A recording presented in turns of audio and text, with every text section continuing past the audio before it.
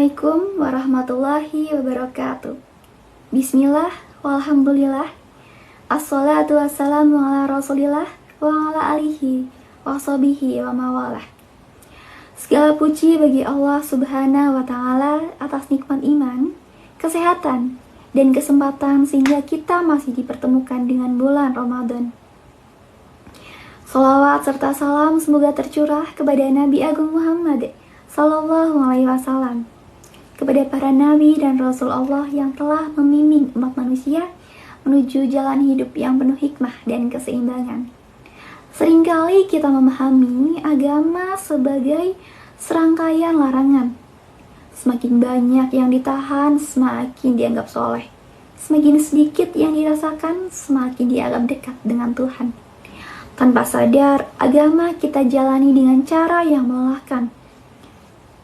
Bukan karena Islamnya yang berat, tetapi karena cara kita memahami Islam yang terlalu keras pada diri sendiri. Padahal Islam tidak pernah datang untuk memusuhi manusia. Islam justru datang untuk menyadarkan manusia. Allah subhanahu wa ta'ala pernah berfirman dalam Al-Quran, yaitu pada surat Al-Qasas ayat 77. Dan carilah negeri akhirat dengan apa yang telah dianugerahkan Allah kepadamu. Dan janganlah kamu lupakan bagianmu di dunia. Ayat ini mengajarkan satu prinsip penting dalam Islam, bahwa Islam bukanlah agama yang menghaus dunia, melainkan agama yang menata kehidupan. Mengejar akhirat tanpa membenci dunia, menjaga diri tanpa menyiksa diri. Inilah wajah Islam yang seimbang.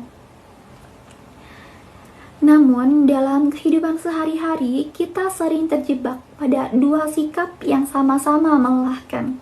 Yang pertama, hidup tanpa kendali. Semua keinginan diikuti, semua dorongan dituruti, hingga akhirnya manusia lelah, kosong, dan kehilangan arah. Yang kedua, hidup dengan penyangkalan diri. Semua keinginannya dicurigai, semua rasanya ditekan. Hingga pada akhirnya manusia hidup dalam rasa bersalah yang berkepanjangan. Islam itu tidak memilih kedua-duanya. Islam mengajarkan jalan tengah. Bukan self-denial, tetapi self-control. Rasulullah SAW bersabda, orang yang kuat bukanlah orang yang pandai bergulat, tetapi yang mampu mengendalikan dirinya ketika marah. Hadis riwayat Bukhari dan Muslim. Hadis ini menunjukkan bahwa kekuatan dalam Islam bukan terletak pada kemampuan menekan emosi, melainkan pada kesadaran dalam mengelola emosi. Marah itu manusiawi kok.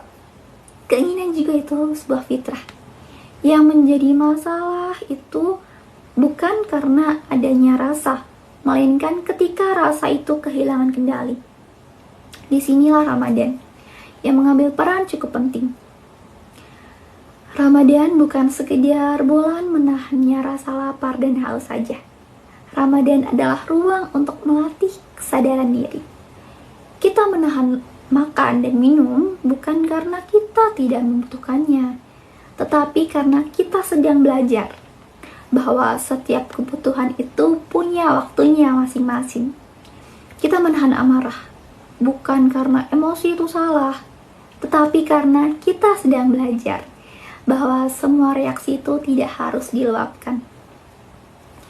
Kita menahan hawa nafsu bukan karena membenci diri sendiri, tetapi karena ingin menjadi manusia yang lebih utuh dan dewasa. Rasulullah Shallallahu Alaihi Wasallam pernah bersabda, yaitu puasa itu adalah perisai. Hadis riwayat Bukhari dan Muslim. Jadi perisai itu tidak pernah melukai tubuh penggunanya, tetapi melindunginya. Begitu pula puasa. Ia bukanlah alat penyiksaan, melainkan sarana perlindungan diri dari sikap berlebihan dan dari sikap kehilangan kendali. Islam bahkan dengan tegas menolak ibadah yang memberatkan dan melukai manusia. Allah Subhanahu wa Ta'ala berfirman, Bismillahirrahmanirrahim. Yuridullahu bikumul yusra wala yuridu bikumul usra. Allah menghendaki kemudahan bagimu dan tidak menghendaki kesukaran bagimu. Quran Surat Al-Baqarah ayat 185. Dan Rasulullah SAW juga pernah bersabda, sesungguhnya agama ini itu mudah. Hadis riwayat Bukhari. Maka ketika agama dipahami sebagai tekanan yang membuat manusia lelah, marah, dan membenci dirinya sendiri, yang keliru itu bukan Islamnya, melainkan cara kita mendekatinya. Self-control yang diajarkan Islam itu melahirkan ketenangan jiwa, bukan karena hidup tanpa masalah, tetapi karena kita memiliki kebiasaan dalam menghadapi masalah. Islam tidak meminta kita menjadi manusia tanpa rasa kok. Islam justru meminta kita untuk bisa mengelola rasa dengan hikmah. Marilah kita jadikan Ramadan sebagai momentum untuk berdamai dengan diri sendiri, mengendalikan diri tanpa memusuhi diri, menata keinginan tanpa mematikan harapan, menjadi hamba Allah yang kuat, bukan karena penyangkalan, tetapi karena kesadaran diri sendiri. Wallahu a'lam bishawab. Wassalamualaikum warahmatullahi wabarakatuh.